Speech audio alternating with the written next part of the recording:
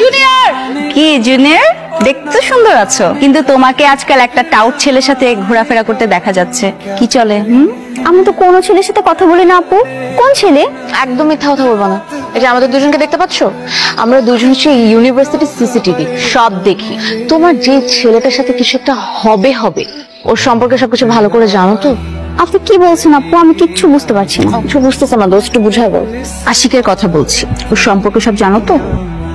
না আপু, তেমন কিছু জানি না, তবে এটা জানি উনি আপনাদের বন্ধু ছিল, এখন আর নাই। গতকালই তো আপনাদের সাথে দেখলাম। বুঝিয়ে বলো কে? সেটা তো কালকেই শেষ। আর ও তো মিথ্যা কথা বলে। কি মিথ্যা বলে? ছোট বোন, কোমল হৃদয় তোমার, থাক জানতে চাও?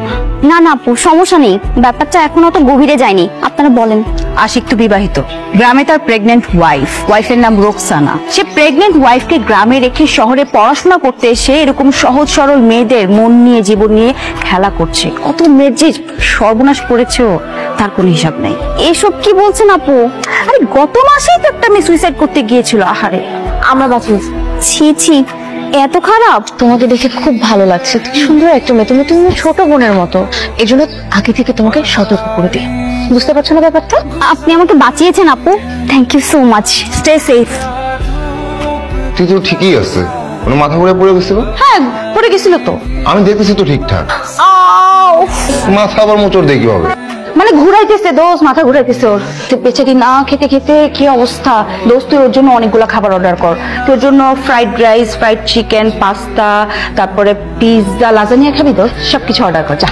খাবারের নামগুলো শুনে আমার ভালো লাগে শুরু। যা যা অর্ডার কর। ভালো লাগতেছে না? তাও তো হয়ে গেল, সুস্থ হয়ে গেছে। আমি যাই, আমার কাজ আছে। এই তোর কি বাসায় বউ প্রেগনেন্ট নাকি? হ্যাঁ, মানে যাদের বাসায় বউ প্রেগনেন্ট থাকে না, তার একটু প্রপার যাই করতে থাকে। তোর কি? আসলে গতকাল একটা ইমার্জেন্সি কল এসেছিল, তাই।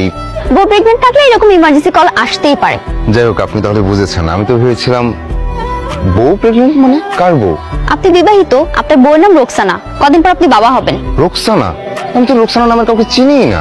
চেনেন, আপনি খুব ভালো করে চেনেন। রোকসানা আমি খুব ভালো করে চিনি। ভাই কেমন আছেন? আরে আচ্ছা, কি অবস্থা, কেমন আছো? জি ভাই ভালো। ভাই আপনার কথা তো আমার খুব মনে পড়ে ভাই, অনেকদিন দেখা হয় না। গতকাল আপনাকে নিয়ে কথা হচ্ছিল। গতকাল আমার কথা হচ্ছিল? কি কথা হচ্ছিল?